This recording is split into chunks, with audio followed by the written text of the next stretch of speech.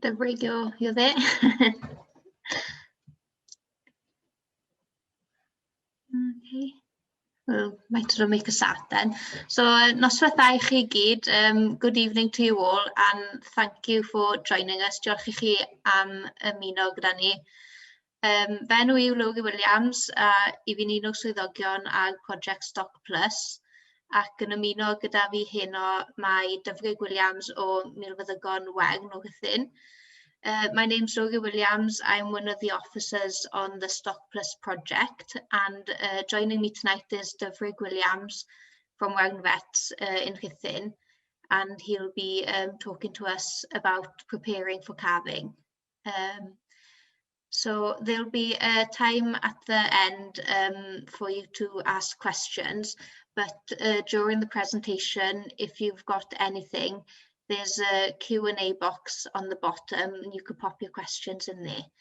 Mae yna bocs ag y gwaelod I chi rhoi'r cwestiynau os bod rhywbeth yn codi yn ystod y presentation. OK, felly drosoi ti Dyfrig. Methu clywed chi sy'n gyrru. Nawr, diolch yn fawr iawn I chi am y gwahoddiad yma heno I siarad. Thank you very much for the opportunity to speak to you all tonight. I hope it's a busy time of year for everybody now, and thanks for giving your time this evening. Now then, it's a bit weird talking to myself here in the kitchen, having just had my dinner. So hopefully, if you have any questions, please put them in the question and answer box in the bottom. We'll try and get to them at the end. So I was asked by Laurie if I could present a talk tonight on the preparation for calving and the calving season and some of the problems that we commonly see and repeatedly see on some of our beef farms, really. Before I start, I won't apologise at all for plenty of Hereford cows in the pictures tonight. Thank you, Jenny, for sending me some pictures on them. So we've got plenty of nice Hereford cows for you all to look at, even if I don't entertain you very much. Right, preparation for the calving season. What are we going to cover tonight? Cow nutrition prior to calving. Now, I'm not going to have a deep dive in that. It's a very big topic in itself, but there are a few pointers of things that we need to be considering. Certainly now at the point of, I'm guessing a lot of you spring calvers are getting ready to calve, if you haven't already started calving now. Preparation for calving, as in facilities and the cow. The calving cow, just a short presentation on the calving cow, and aftercare then. Lots of these, it's a pretty broad subject, which we will have a little whistle-stop tour through it. So nutritional management of cows. Now, target body condition scoring of cows at calving is 2.5 to 3. That's on a 5-point scale. The UK 5-point scale. So not too fat, not too thin. So if you have cows that are too thin or too fat, they will often have problems calving. And certainly for thinner cows, they'll have a delayed return to fertility post-calving, and also poor calf vigor. Potentially also poor colostrum quality. What is really important is don't try to change condition score in the last month of pregnancy, and you certainly don't want to be trying to reduce condition score in the last month of pregnancy. So a lot of this is something that should have been done when the cows come in, really, and condition scored when the cows come in. So strategies for future years, really, because a lot of you will be in this last month before pregnancy now, before calving now, and so we don't really want to be changing much as far as condition score is concerned. So wean the cows scanned to carry twins early, group them and feed separately. That's make sure these cows that are scanned with twins that they are grouped separately and have a little bit of TLC. Thin cows at calving are targeted feeding in order to reach condition score for 2.5 to 6 weeks prior to calving. So a little bit of TLC for the thinner cows. Check a fluke burden. And I tend to say target the thin cows at the back end of the year to sample. They should, if the thin cows are the ones that you're really worried about as far as fluke is concerned, and if they have, if you target them to ensure that they haven't got a fluke burden as well, around Christmas time, you should have adult fluke in the room and laying eggs, which we should be able to find if we get an adequate sample for you, really. So, and it's important to try and treat that at that time, so that when you're not feeding the fluke, you're feeding the cow, really. Prompt treatment of any lame cows or any other illness in cows, and also prevention of lameness during the housing period. It's a reasonably big problem, so that cows aren't losing weight. The other thing I think is well recognized now, that you've got to really watch what your cows are being fed around 5 to 6 months to pregnancy. This is when you're really going to affect whether or not you're going to have big calves. We often see a September spring of grass, and then a few months later, sort of December, we're having massive, great big calves. And I think it's well recognized that 5 to 6 months feeding, if they're on a massively high plane of nutrition at that point, you could end up with calving difficulties when they come to calving. And then a tight calving pattern is essentially what we really are looking for, and it makes feeding the cow an awful lot easier if you've got them all in the same stage of their production cycle. So feeding in the last month of pregnancy. As I said earlier, do not restrict feeding in the last month of pregnancy. You really want to be feeding these cows to their needs in this period. If you start restricting them, you're going to end up with weaker cows and problems calving because of that, and a decrease in colostrum quality, and also then another kick in the teeth at that point is a decrease in calf survivability because of the poor colostrum in them, really. And this, I think, is where forage analysis is valuable. Try and formulate your ration based on evidence. Test your silage. If you've got numerous big bales, we'll try and test a few of them, so you've got a ballpark figure as to what you are trying to feed and where you're trying to get to. Now, this is a job for you and your nutritionist, trying to come to a reasonable diet to feed these cows to what they require during this last month. So ballpark figures, or back of a fat packet calculation, as we used to say, is that energy should be based on 90 to 100 megajoules, and protein 9% at a minimum. That's taken into consideration if it's of good quality, and the cows can actually get to it, really. So that's so formulating the diet, I would say, is only very much part of feeding the cow. I'm going to touch very quickly on minerals, because this is a rabbit hole that we don't really want to be going down on tonight. You can have a whole evening based on minerals and still be and still have to still not cover it all. Now, minerals are very, very farm specific, and you need to work closely with your vets and nutritionists at this point to actually work out if you are deficient in anything. What I will say, and this is thanks to work by Edinburgh University, who monitored some of their beef herds, and it's published on through AHDB. When they looked at these cows in late pregnancy, their metabolic their metabolic profiles. Each of these bars here is an individual farm that they monitored, and the green line from the red line would be where you would expect animals to be, or where we would expect normal to be, and anything going in the red direction is bad, and anything in the green direction is good.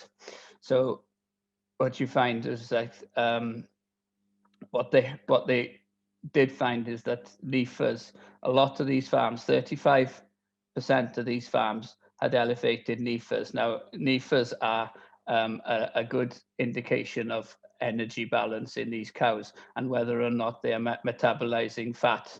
So if they're metabolizing fat, the levels of NEFAs will increase in the bloodstream, and that's something that we can measure. And so you're looking at these, 35% of these farms were energy deficient. Now, urea is a metabolite that we can measure in the blood, and it's an indication of protein status of these cows.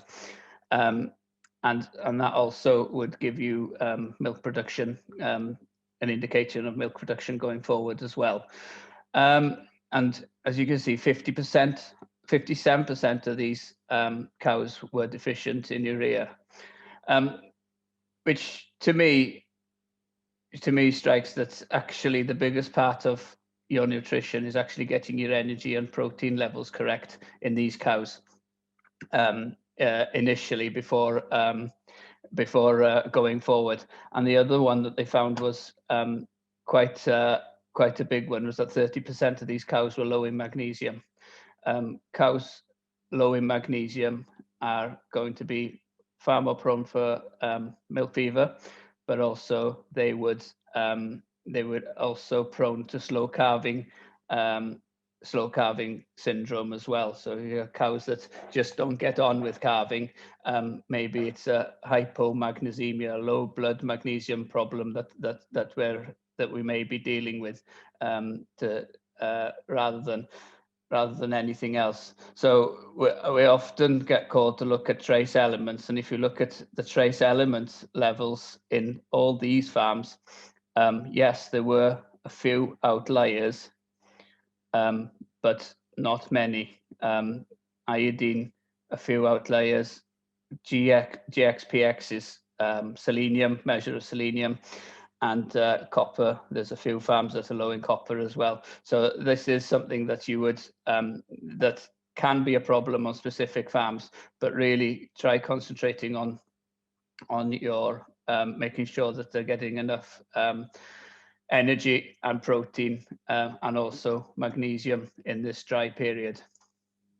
So if you are going to go down and look at minerals, what I would definitely start with is try and work out what's going into these cows. So you want a forage analysis that actually provides you with a mineral analysis, which will give you the absolute levels of your microminerals, your copper, selenium, cobalt, iodine. And it'll tell you if it's high, low, medium, but also it will give you a level for your antagonists, things that will work against levels of your microminerals, so such as sulfur, molybdenum, that you both would antagonize copper. So this is something that's got to be taken as to start off with before I would say even looking at what the cows look at. I think it's far more problematic to look at cows, taking blood samples from cows. You have to have pretty severe mineral deficiencies to actually pick them up in cows. And so I would always start with what's going in. And then balance that with your nutritionist, balance that according to the NRC guidelines. The NRC guidelines is a published data set that that will tell you exactly how much is needed for a cow during different times of its production cycle. Now, simply use dedicated dry cow minerals for these cows. Like, don't use a general purpose minerals for dry cows. The reason for that is that they want to be high in magnesium and low in calcium. Again, this makes sure that you boost your magnesium, and so you're not getting the slow calving syndrome. And usually the amount of minerals is on the bag, and usually about 100 to 150 grams per cow per day. Now, I'm quite a big fan of keeping it very, very simple and top dressing the silage every day with a known amount of mineral. You pretty much guarantee that every cow has its share then. I'm not a massive fan of lick buckets. There's enough evidence there to say that 80% of the cows, 20% of the cows will eat 80% of the minerals, really. So few of the cows will eat a lot of it, and some of them won't eat it all, really. So I'm quite a fan of just keeping it simple and spreading it on the silage. Let's look at nutrition. So any diet is only as good as its delivery and its availability. And you can add to that the palatability as well, really. So you can see here that there is clearly not enough room for these cows to all eat. And you will find with these cows that most of them will be all right. They'll push themselves in. The big bully cow will push themselves in and they'll be fine. But you will have your job as a farmer, I would argue, is to look after the bottom third of cows in the hierarchy. These ones here that are being pushed out. She's not going to get the best diet. I know these are Stocs, but you will see it. I often see it in the sheep shed. You often see it in with cows, is that they're standing back. They can't all feed together. Cows are herd animals. They do like to feed together. And if you want to give each of them the best possible diet, then they all need to be able to reach the trough and have opportunity at the best stuff, really. So I would say if we're looking at feed spaces, a minimum of 60 centimeters per cow, but for these dry cows, probably aim for close to 75 centimeters per cow. We're back on this one. Now, what you'll notice here is well, the reason I've dug this picture out is a common problem that we do see on a lot of farms, is that they're all rubbing their neck here. They're all rubbing the top of their brisket here, the top of their neck, which means that they are not able to get all the silage all the time. They're pushing forward, trying to get hold of that silage. So having a look at your feed barrier design will vastly improve intakes. If you're feeding silage ad lib and they can't get to it, you're not really feeding silage ad lib, I would argue, is that, and again, if there's not enough feed space there, the dominant cows will also dominate this type of barrier. This feed rail barrier will be dominated by the dominant cow. She might take up 3 or 4 spaces of cows because she can move up and down the rail and prevent others from eating.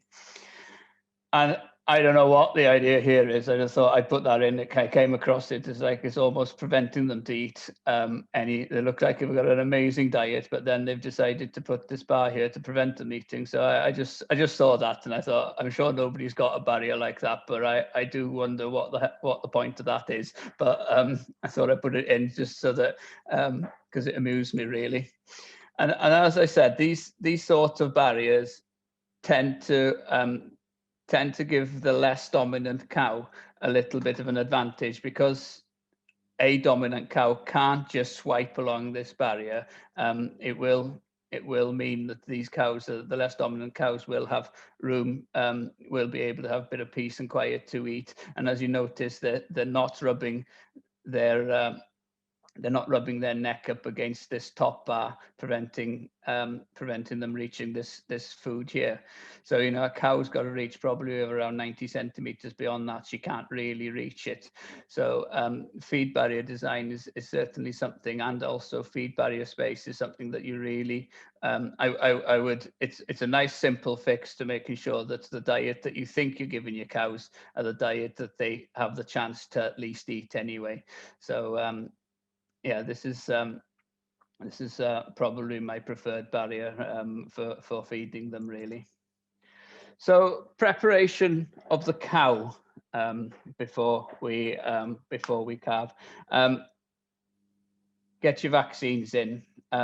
If you're using a scour vaccine, now this is the one that is most familiar to everybody, but there are other scour vaccines out there now. I've only put this on here as a demonstration. So get your rotavirus and coronavirus vaccine in, and usually the data sheet for that is that it's got to be in 3 weeks before calving, but no longer than 3 months before calving. So get your rotavirus and coronavirus vaccines in, make sure that they are stored properly, that you know that you're injecting them properly in the right place and the right dose for each cow at the right time.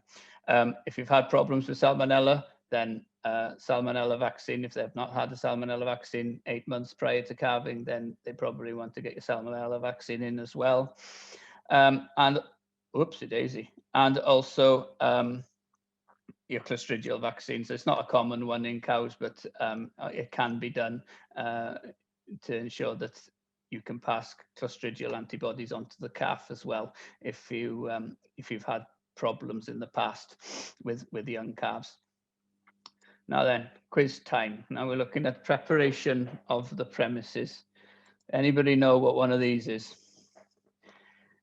Yes, you're right. So for the older generation, that's a pitchfork, and the younger generation, you can have a pitchfork with a seat on it, and that's a steam cleaner,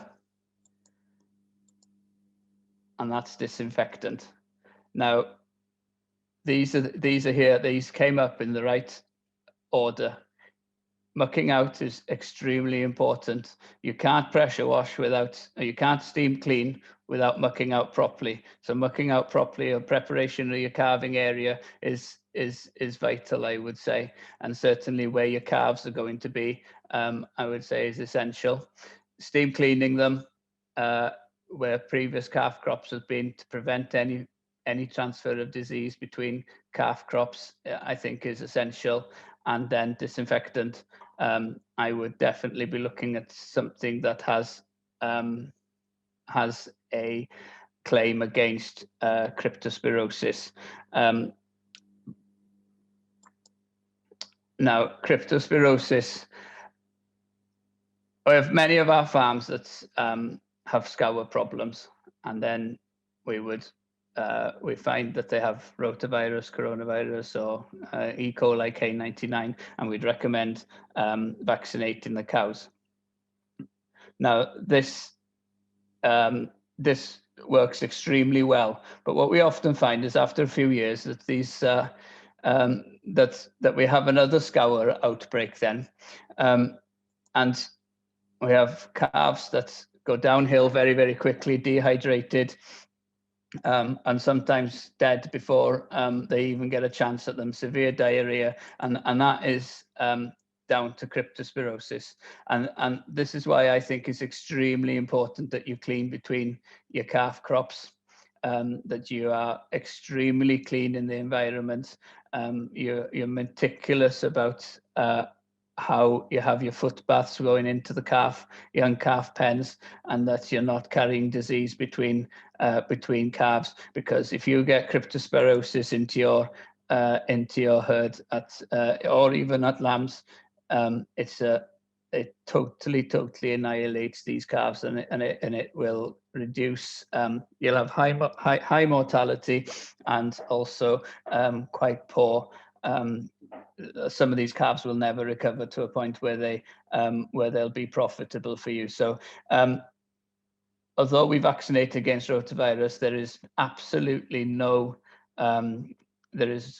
substitute to cleanliness in preparation. So mucking out, steam cleaner.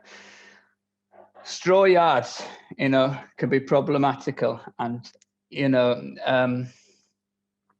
we come to now, where are we going to calve these cows down? How are we going to manage the cow that's calving? Now, if you've if you've got straw yards and plenty of room, plenty of straw, and the price of straw this year, it's very, very difficult to keep your cows in this sort of condition. But I would argue that if you want to have very little disease in these cows, your cows have got to be looking as clean as these cows are, really, so that you're not having calf diseases later on. You know, these cows have hardly got any I've hardly got any feces contamination anywhere you can see, and these calves have got nice nesting places. You know, this is the sort of place that you would expect low diseases in calves. And also what you find they've done here in this corner, they've got a little place where they've got a calf refuge, so you can add extra straw in this area so that you calves can go and nest somewhere. So straw yards can be very, very difficult to manage, and to manage cows and calves especially. Now these are the space requirements, or these are the space advice space requirements for cows. According to the RSPCA. So if you're looking at a 700 kilo cow, you're looking at 7 meters squared of lying space and 3 meters squared of feeding space. You're looking at 10 square meters per cow. I don't see many farms where we can reach them, where we reach them targets. And I think if we are looking to try and decrease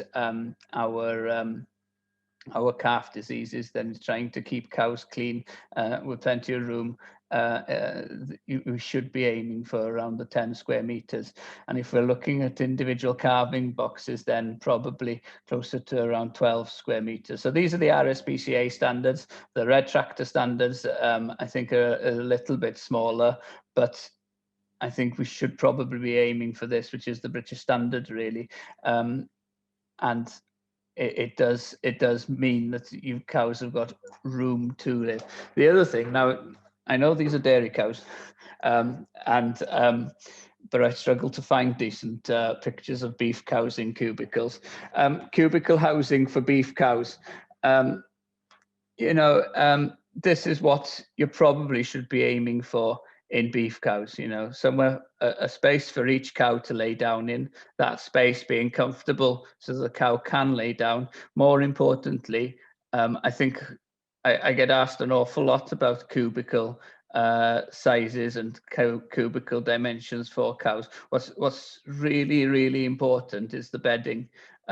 What are these cows lying on? And what I like to say to our farmers is that actually, would you rather sleep in a Super King bed made of concrete or a kid's bed with a soft mattress on? You'd rather have a smaller cubicle, I reckon, with a softer bed than a big cubicle with a really awful mattress on, or an awful bad bed. So, but in an ideal world, you'd like to sleep in a big bed with a soft bedding, and you should be aiming to keep your cows clean.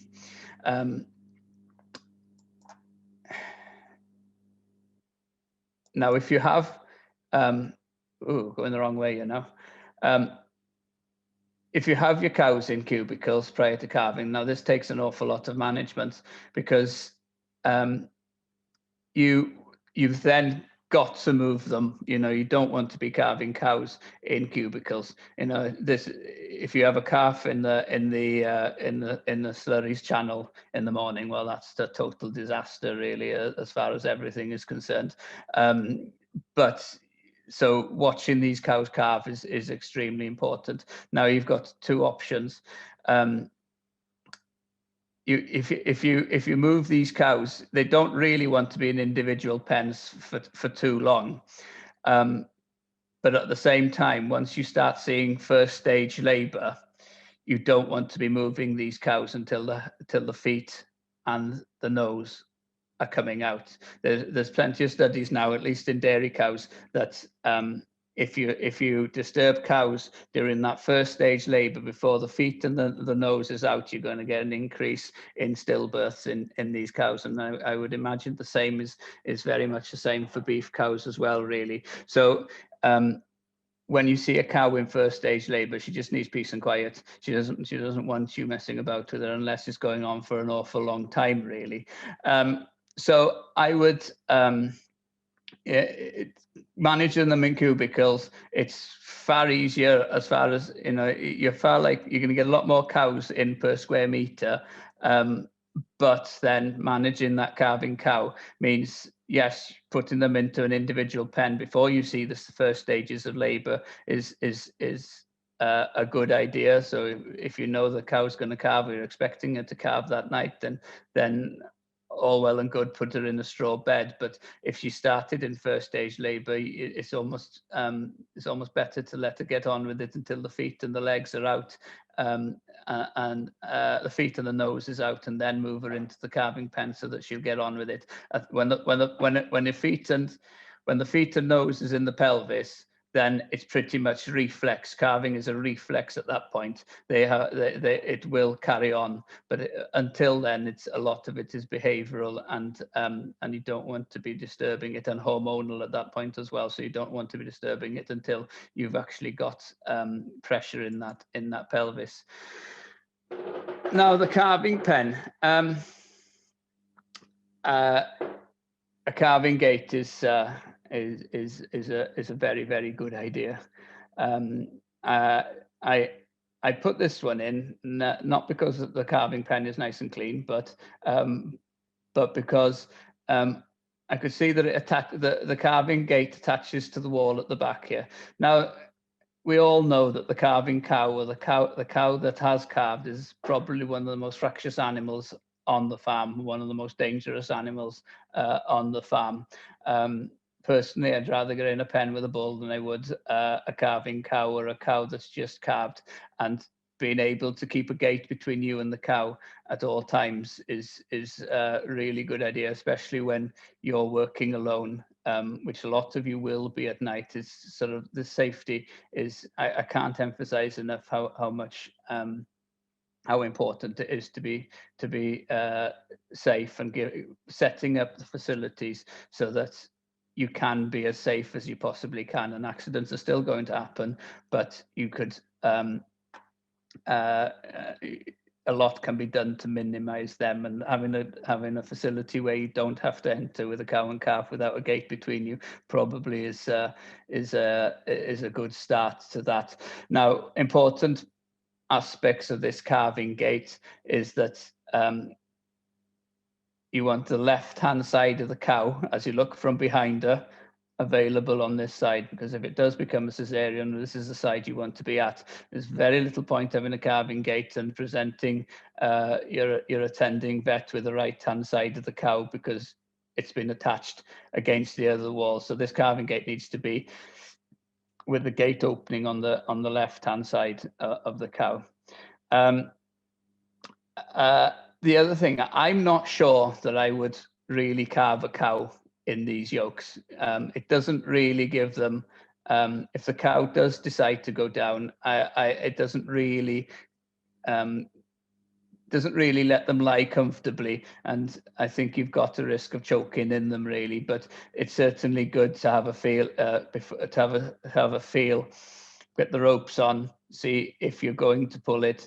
And then if you're going to attach the calving jack, then I would definitely put a head collar on her and push her back through the yokes before doing that. I think you've got I think it's a much safer environment, or a much better environment for the cow, if she can lie down without being in this head yoke and restricted, really. So yeah, this I think is a reasonable design, in the fact that you can secure it at the back end there. You can get into the pen and push the cow around without actually getting in the pen with her. And so yeah, not a lot to be said about that, really. This is a very similar setup. I put this in because this chap's good and scrupulously clean. I don't know if this is a new facility, or is he or has he gone at it with the steam cleaner, but it's certainly the way you'd want to start a calving season. If you start it dirty, it's only going to go one way. It's going to go one way anyway, but it's going to get dirtier as calving goes on. But you would hope to at least start it clean anyway. And then you've got to think, how many calving pens do you require for your cows? And it's suggested that you probably need around 5 calving pens for your cows. For 100 cows, sorry, five calving pens per 100 cows is a sort of suggestion for the number that you might need. So 90% of calves that are dead after calving were actually alive at the onset of calving. So this sort of indicates that a lot of these calves could potentially have been saved if the decisions were made, if the facilities were, if the facilities are spot on and the decisions that we make are right, and during the pressure of calving, it's very, very, very easy to make wrong decisions, and I don't think you can judge anybody by that, because certainly as a vet, I've certainly made wrong decisions where sometimes you get away with it and sometimes you don't get away with it. And I think as I've become more experienced, I have certainly become less bold with this machine here, and far more prepared to Caesar a cow. Really, I think anybody can kill a calf with a calving jack, but you really, yeah, it's far better to try to not to do that, obviously. So equipment required. So it's often used it's often called the calving jack. I don't really like that. I think aid is a far better thing, because I don't think you should be jacking anything out of a cow with that calving aid. I think the best farms I like going to is when you go there and the calving aid is all rusty in the corner, because you know it's never had any use. The worst ones I go to are the ones with a big U-bend in the calving pole, and you know that they've been pulling maybe a little bit too hard on a few of these calves. Clean set of nylon ropes. Now, I see a lot of ropes, I see some string, I see everything. It's worth investing in a decent set of nylon ropes. I advise these ones. I like these ones myself, and maybe because I'm a little bit silly, I always put the red one on the right, the blue one on the left. I know then which leg is which when they get mixed up. I will always put a head rope on as well. I will always want to take control of the head, so I'd have a head rope on this calf as well around the back of the ears. And the way I do it, I put a head rope on every calf, and then when it gets to a difficult calving, you're used to putting the head rope on. There's no use putting a head rope on a calf for the first time. That's going to be a difficult calving, because you're going to fail, or you're very likely to fail. Whereas if you do it every time, you've got the practice and the knack on how to do that. So calving arm length disposable gloves. Now, I think it's a good idea. And I personally don't calve cows with arm length disposable gloves. I find that my sensitivity is so bad in them, and they get ripped and they get full of fluid. But if you're not going to wash your hands, put some gloves on them. You know, I would. You've got to be clean. So if that means wearing arm length disposable gloves, then please do. Access to warm water. It's far nicer to work with warm water, far nicer for the cow, far nicer for you. Lubricant. Very often, the difference between a vet calving a cow and a farmer calving the cow is lubricant. And moreover, it's not just lubricant, it's actually using it early enough. So putting loads of lubricant in early is far better than trying to put it over the head of the calf while it's in the pelvis, because most of that is going to end up on the floor. So if you can put it on before the calf gets to the gets to into the pelvic canal, then you've got a far better chance that it's going to stay where you want it to stay. And then getting your equipment ready. So if you've got a calving camera, and I don't think anybody who's invested in the calving camera has said it's been a waste of money, make sure it's working. And then once your calf is on the ground, what you got to iodine. I would exclusively use iodine for treating navels. I never would use antibiotic spray. Really, I don't think it's half as good as iodine. It doesn't dry the it doesn't dry the navel, and also it only kills the bacteria that are sensitive to the antibiotic spray, whereas iodine would kill pretty much most of them, and also dry up that navel quickly. Feeding bottles for feeding calves. Calf jackets. I think these are something that we were slow to the game in for many years. You used to see these horse people with big fat horses out in the field with a rug on, and you think, well, they don't need a rug, and you have a poor little calf with no thermal insulation, shivering in the shed, really. So calf jackets are a real good asset for baby calves, or infrared lamp. Now, most of these calves don't need them, but if you have something that's a little bit under the weather, they are totally invaluable, really. Electrolyte solution, always have a supply of electrolyte solution. If you're not sure about anything, electrolytes is never the wrong answer, I have found. So, if you think that something might be scouring or starting to scour or isn't quite right, or you don't think is drunk enough, electrolytes is certainly never a wrong answer, as far as I've, in my experience anyway. 2 stomach tubes. Now, the reason I say 2 stomach tubes is one for colostrum management and the other one for sick calves. Don't be mixing the 2 together. You don't want to be passing whatever the sick calf has onto your nice, healthy new calf when you're feeding colostrum. So 2 stomach tubes, please, labeled up, one for sick and one for healthy. Surplus colostrum. If you can collect some from older cows, high-yielding cows, and store it in emergency situations, that is brilliant. Be careful. Things to be really careful are salmonella and yonis. So if you're testing for yonis, you should be only using from low-risk cows. If you've had salmonella on the farm, then maybe not the best idea to be using colostrum unless you know the status of these cows. So I wouldn't be, I probably wouldn't be advising it. A lot of our farmers would buy colostrum from neighbouring dairy herds, and they'd even pay for the dairy herds to put rotavirus corona vaccine in.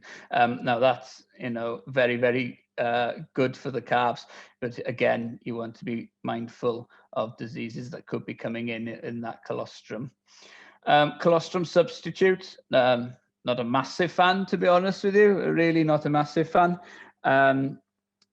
Frozen colostrum and thawed is streets ahead of any colostrum. Even the best colostrum substitute on the market has far fewer antibodies than frozen and then thawed colostrum. So I would be, if you can freeze colostrum, then that's a far better idea. But also remember that thawing it is done slowly, never above 40 degrees, and never in a microwave, only in a warm water bucket, really. Calf tags and applicator, obviously, and then basic medicines. Speak to your vet about what basic medicines you should have, but I think non-steroidals, your flunixins, your metacams, your ketofens, or your imidils as well, really, they're essential for anything that you're going to be interfering in calving or assisting in calving. A cow that's had a difficult calving and had some anti-inflammatories on board will be back eating an awful lot sooner than one that hasn't. Calving cow, this is again an episode in itself, really. We could talk for an hour on calving a cow, to be honest, and it's probably a little bit too much for for tonight. But just think, how much trauma are you causing when you're calving that cow? Just think, this calving jack is the pressure of 6 men. You don't want to be pulling hell for leather, because you might damage the calf, you might damage the cow, and you might even kill both of them in the process. And I'm sure it's a sickening feeling, which we've had when we've been a little bit too ambitious with this calving aid, really. So use it as an aid, not as a must-have. Now then, when it comes to calving, easy calving is the holy grail. As I said, the farmers with a rusty calving aid are the ones that have the best fertility. Now, a study by George Caldo up in the SAC looked at calving history and the subsequent breeding success rate. So the subsequent season success rate. Cows that had no assistance, 96% of them were backing calf in the next season. Assisted by a stock person, only 25% of them cows were backing calf the following season. Assisted by a vet, 34% of them cows were backing calf, and a cesarean section, 75% of them in calf. So what happens on that day of calving has a massive effect on the future breeding potential of that cow. So again, when we're having cows that are not getting pregnant to the bull, and we're seeing cows repeating the whole time, or disappointing scanning results, this is the place where you want to start looking. How difficult is your calving? And I think easy calving comes down to bull selection and your breeding program, really. Is not having a cow backing calf worth having the top price in the local market for the best bull there? I'm not sure economically that it does stack up sometimes when you've got rates of 25% in some of these studies. So what are the stages of a calving cow? Stage 1. This can last between 2 to 8 hours, usually around 4 hours, really. The cervix will dilate, the cow moves away from the other cows in the herd. Cow may stand up, lie down several times, and the fetus will turn itself ready for birth. And then the fetus will enter the birth canal. It will come into the pelvis, and that's the end of stage 1. And contractions will start. This point, when that, as I said earlier, when that calf enters the pelvis, it's a reflex at that point. There's no stopping at that point. When should you intervene at stage 1? If you're seeing a cow at stage 1 and she's been going on for 6 hours, it's probably time to have a look. And one of the conditions that I often see people trip up on is the twisted uterus in a cow, and that is something that the cervix hasn't dilated, although the cow looks as if she's been trying to calve. And when you feel within that vagina, you can feel the almost like a band of tissue, like a rope, spiraling away from you, and that is a twisted uterus, and she needs assistance reasonably quickly. She needs assistance, really, probably by a vet or an experienced chap who can correct it to calve that cow. So stage 2, delivery, and this can be as quick as half an hour or can last up to about 4 hours. So the water bag will appear. The cow has contractions and strains every 2 to 3 minutes, and the fetus comes out. So when do you intervene when you see this? Well, when you see the water bag come out for an hour or longer and no calf, you want to check to see what's happening. Is that calf coming in the right way? Is it coming backwards? What is going on in there?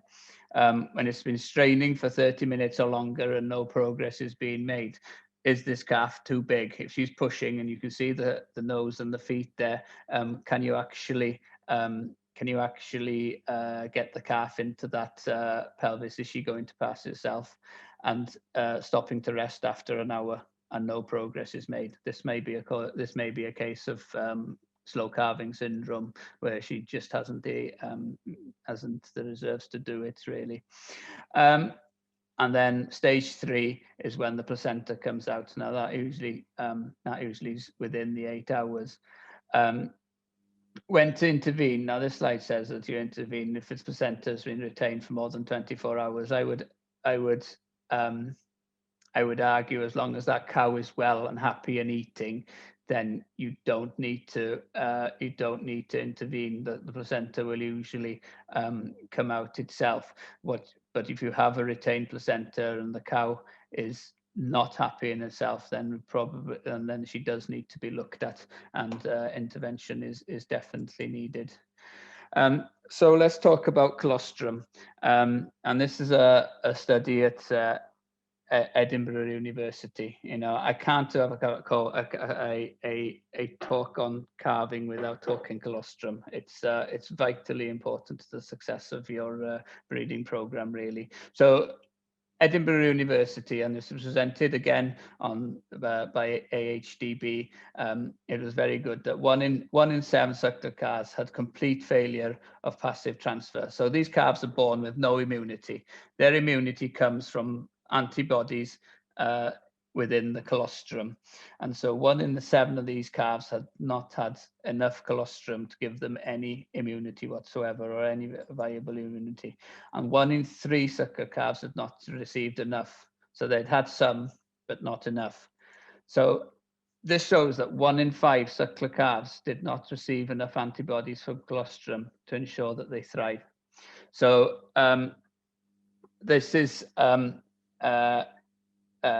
this is quite a large figure, really. 1 in 5 suckler calves. So the 3 Qs of colostrum, we all know it. Quantity,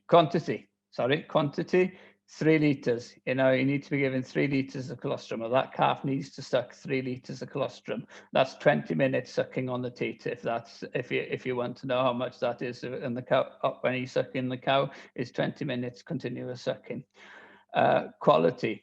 As I mentioned, dam is best. The mother's teat is definitely the best, and quickly. That they want that 3 litres within 6 hours.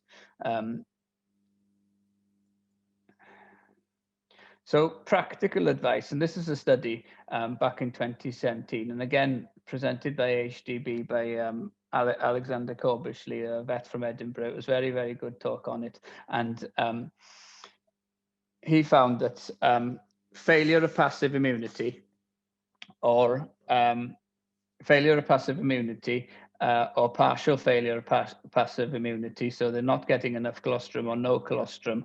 One of the biggest risk factors was assisted calvings.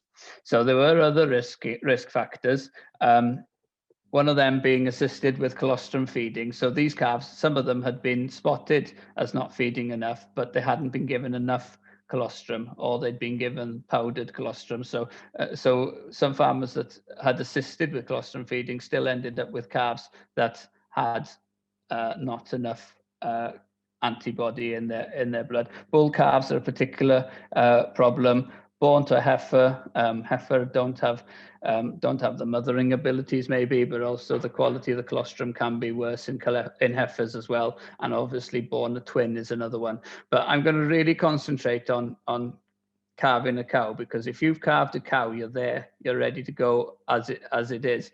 And so this study showed that unassisted calvings, only 5% of calves. Sorry, let me start again.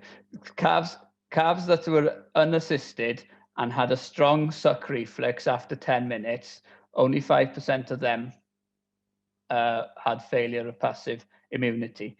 But if they were unassisted and had a weak suckle reflex at 10 minutes, you're getting up to the high 70s of them calves didn't absorb enough colostrum. If you had an easy assist and a calf with a strong suck reflex after 10 minutes, probably 25% of them calves still didn't have enough colostrum. But if you had an easy assist and a weak suckle reflex, you're getting close to almost all of them not having enough antibodies when tested later on. And if you had a difficult assist, even with a strong reflex, half of them didn't absorb enough. So although they had a strong suckle reflex, they still didn't suckle enough.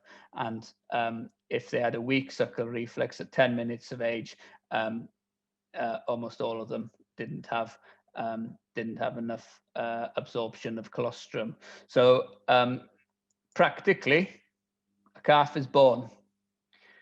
No assistance at calving. Check the suckle reflex at 10 minutes old. If it's got a strong suckle reflex, monitor feeding off the dam, and that's 20 minutes latched on is about your 3 litres of colostrum.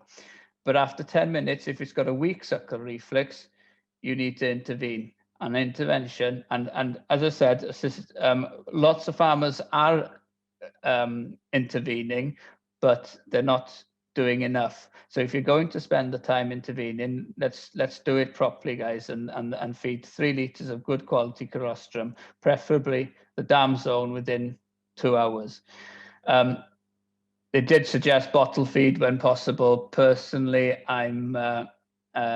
I think stomach tube is fine as long as you know how to use a stomach tube and you're happy and confident using the stomach tube, then stomach tube is fine as far as I'm concerned. It just needs to get 3 litres of good quality clean colostrum into that calf as within that 2 hours.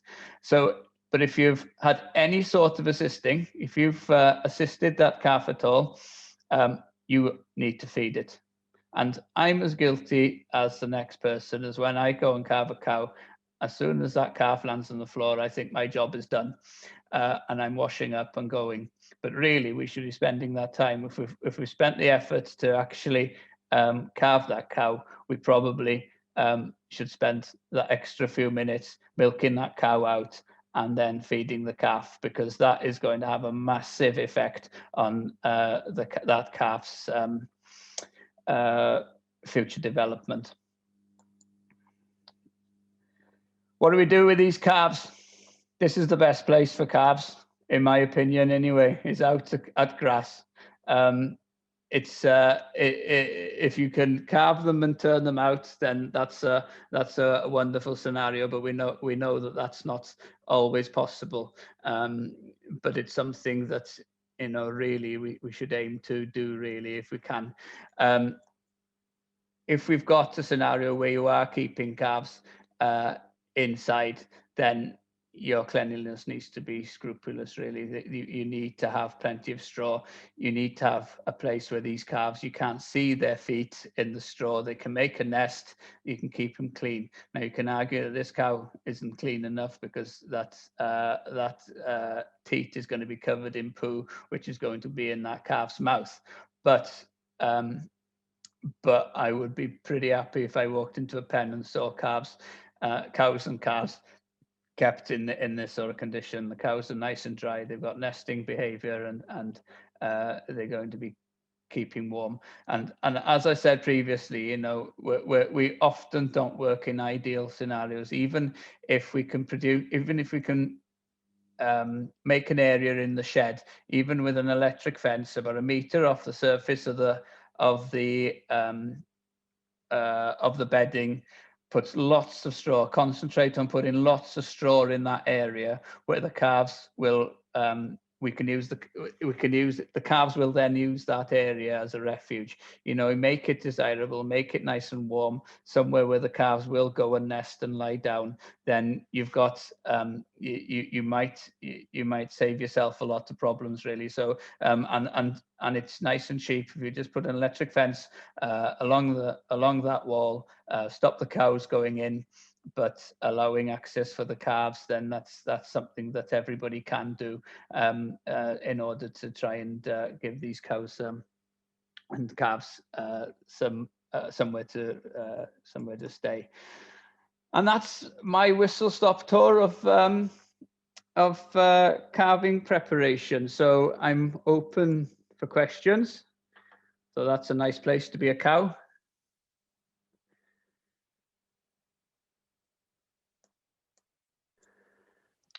Gwych. Diolch i ti Dyfrig am hynna, y cyflwyniad yn diddorol iawn, so diolch yn fawr.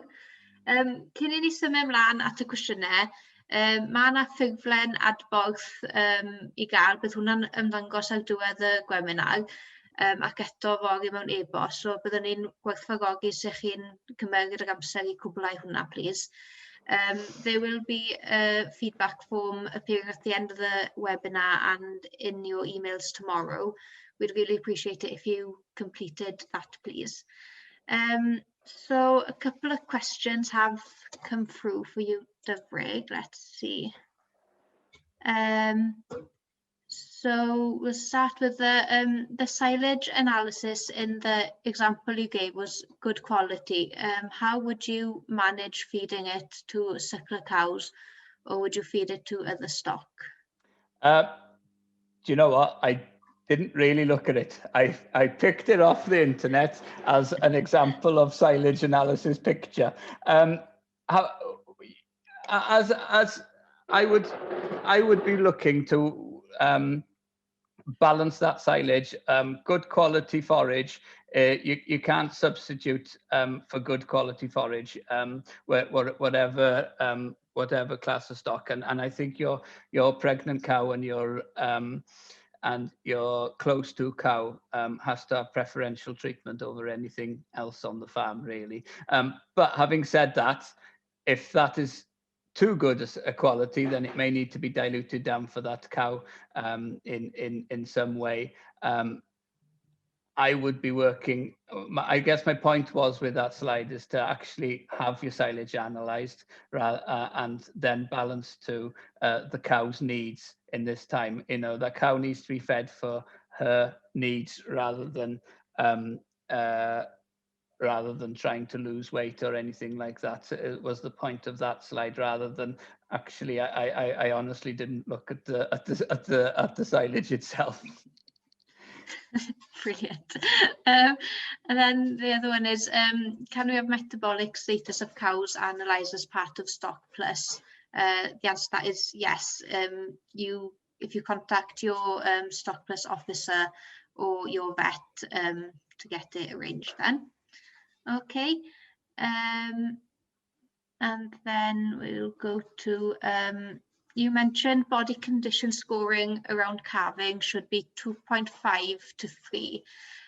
What other times in the year should I be body condition scoring, and what should I aim for? Your body condition scoring, you essentially don't want too fatter cows, too thinner cows, but I guess weaning time is a really good time to be looking at body condition scoring in your but prior to weaning, really, because if you've, as I said in the talk, if you've got thin cows, when you come up to weaning date, then it's a possibility to try and alter their condition then by weaning early. If you wean them calves early, then them cows aren't producing milk, so that energy can go into putting weight on them cows, you know, and ensuring that you check them cows for any other conditions that they may have as well. And the other one then also, if you've got a cow that is fat, you can maybe keep the calves on a little bit longer on them, so that they're actually dragging some condition off them. So that's an ideal sort of time to be condition scoring, is prior to weaning, really. And another one that's come through. Why is there such a drop off in conception rates after assisted calving, down from 90% to 25%? I think that we've got to be very, very careful when we're assisting these cows. we very rarely study the cervix of a cow, and I really do believe that an awful lot of damage is done to that cervix when you're pulling that calf out. Now that cervix is essential for maintaining pregnancy, and a good and that's my sort of gut feeling, is if we're assisting cows, we're potentially causing more trauma to that cow than we think we're doing, really, with that calving aid and what have you. So, as I said in the presentation, a easy calving is the holy grail. You know, the farmers that have the best scanning performance with us are the farmers that we go, oh, you're calving. They said, oh yeah, there are a few calves here. So we would yeah,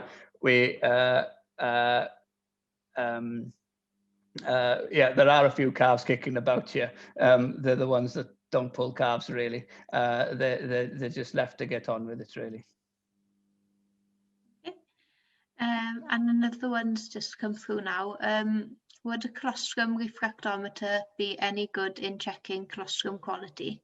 Yeah, absolutely. Nice and cheap. Buy them off Amazon. It costs about 15 quid. All the beer makers use them. Now, if you're getting, I think we can get hung up on colostrum quality. Yes, if we're having problems and we're sure that we're getting the volume into these calves at within your 6-hour window, you're getting 3 litres of colostrum into these calves within the 6-hour window, then a colostrum refractometer is not a bad thing. And I think if you're freezing colostrum, then it's certainly a good thing. So if you get they call a Brix refractometer, and anything over 22% is good quality colostrum, and you can and it's suitable for freezing. There's I guess very little point in freezing poor quality colostrum. Now it can be used as I think it can be used as a tool for freezing colostrum. It can be used as a tool to investigate specific problems on specific farms. But I think that farting around at 3 o'clock in the morning, trying to measure colostrum and work out if you're going to feed this cow the colostrum from this heifer or not, I think the answer to that is yes. You milk the cow, the dam, and you would put it in the calf as quickly as possible and as cleanly as possible, really. So volume, even if you've got poor quality colostrum, volume is what they need, and you're working at about 10% of the calf's weight as a volume of the first feeding that they need, that they require, really. So yeah, you can use a colostrum refractometer, but don't get hung up on using it for every cow. Your time is far better. Your time is far too valuable, and I would recommend that you're using it for making choices. If you've got a cow that's very milky, and you know you're going to get enough for the calf and maybe the next calf as well, really. Good. And we've got time for one more question. I don't want to keep you, as I'm sure it's quite a busy time of year for you, Dyfrig. Ydy gwertheg tew yn fwy tebygol o fod yn ddiog o lloia? So are fat cows more likely to be lazy calving? Yeah, potentially. Potentially, if they are fat, maybe they haven't been. Maybe they are lazy. They're metabolically lazy when they're fat. We know that. They may have not had a dry matter intake towards the last few weeks. They could be. And therefore they could be in negative energy balance, so they could be losing fat, and that could lead to problems. That could potentially lead to problems calving. But I would be looking more at at things like what's your magnesium status in these cows if you're having slow calving syndrome in a lot of these cows anyway. Okay, diolch. A dyna ni'n credu, os o'n i wedi gallu ateb unrhyw cwestiwn, dawn ni nôl eto chi ar ôl y webinar. If you haven't been able to answer any of your questions, we'll get back to you after the webinar. So diolch eto i ti Dyfrig am y cyflwyniad yna, oedd yn really interesting, so diolch yn fawr. And diolch yn fawr i pawb am ymuno â ni heno, gobeithio bod e wedi bod yn diddorol i chi. So thank you again to Dyfrig for joining us. It's been very interesting, and thank you all for coming along as well. Okay. Thank you. Ideal. Diolch yn fawr. Well, thank you very much, everybody, for putting up with me. Hope nobody's sleeping. And if you have any questions, yeah, just send them through, and we'll try and answer them for you. Thank you very much. Diolch. That's that.